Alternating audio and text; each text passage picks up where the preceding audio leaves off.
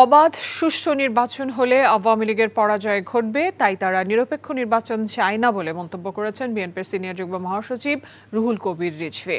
সকালে রাজধানীর কচুক্ষেত এলাকায় শ্রমজীবী মানুষের মাঝে খাবার, স্যালাইন, পানি ও তরমুজ বিতরণ কর্মসূচিতে এই দাবি করেন তিনি। রিজভী বলেন, আওয়ামী লীগের অধীনে কোনো সুষ্ঠু অবাধ নির্বাচন সম্ভব নয়। অতি ফ্যাসিবাদী আচরণ আর ভারত প্রীতির কারণে জনগণের কাছ থেকে আওয়ামী লীগ অনেক দূরে চলে গেছে বলেও মন্তব্য করেন তিনি।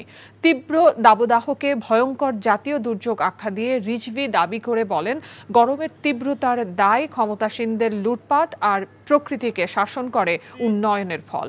পরে গরিব, অসহায় ও শ্রমজীবী মানুষের মাঝে পানি বিতরণ করেন বিএনপি নেতারা। নির্বাচন আপনি চান না, আপনি জানেন অবাধ সুষ্ঠু নির্বাচন হলে আপনি পরাজিত হবেন। লাখ লাখ মামলা দিয়ে হাজার হাজার নেতাকর্মীকে কারাগারে ঢুকিয়ে আপনি একটি প্রহসনের নির্বাচন করে জনগণকে প্রমাণিত করেছেন আপনি নিজেই শেখ হাসিনার অধীনে অবাধ সুষ্ঠু নির্বাচন কিয়ামতের দিন পর্যন্ত সম্ভব নয়। আমরা এই ভয়াবহ এবং বিষাক্ত এক গ্যাসের মধ্যে বাস করছি শেখ হাসিনার নেতৃত্বে বাংলাদেশে। এইখান থেকে আমাদের উত্তরণ ঘটাতে হবে। বিকাশে কম খরচে ক্যাশ আউটের লিমিট বেড়ে 50,000, প্রিয় এজেন্টও 2টা।